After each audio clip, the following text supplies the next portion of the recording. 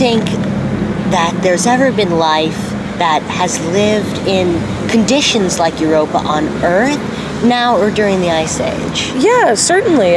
Even right now. So I'm not actually a biologist. I'm a geophysicist or a planetary scientist, but I work with a lot of biologists because the questions that I want to answer involve how things live in the environments we're studying. You know, I'm kind of an extraterrestrial environmental scientist, if you want to think about it that way.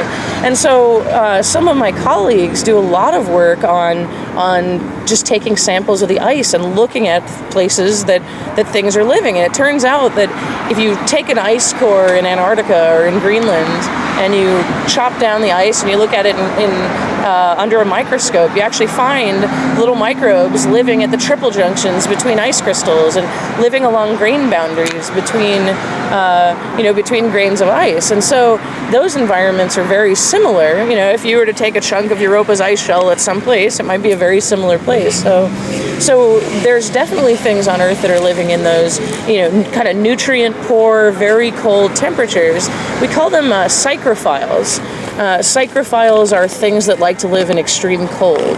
And generally, they also live in nutrient-poor environments. Depends. Sea ice has a lot of nutrients in it. There's incredible amounts of bacteria and microorganisms that live in sea ice.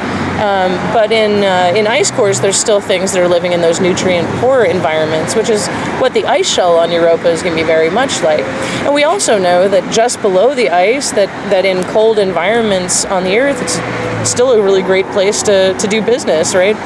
That's why penguins are happy and sea lions are happy, and seals, not sea lions. Sea lions are in California, but they're pretty happy in those environments because they've got lots and lots of stuff to feed on in the ocean, and those ocean temperatures are 4°C, pretty cold, but still a really good place to be alive. And one of the things that's kind of funny, if you sit back and you think about Europa, and it seems so weird and so different from any place that we've been, but remember that liquid water has the same temperature everywhere. So that ocean is going to be very, very similar to liquid environments here on the Earth, even though it feels so far away and it's not getting sunlight and everything else. It's still around the same temperature. So you still have those environments that are very, very similar to environments here on the Earth. The deep ocean has a rich biosphere down at the ice ocean, or at the interface between the ocean and the interior of the Earth. And so those are places that would be very similar on Europa. A little higher pressure on Europa because the ocean is so much thicker, but really an interesting place. And so there are things that live in super cold called psychrophiles. There are things that live in super saline environments. Those are called halophiles. They love salty environments. They live in salt ponds and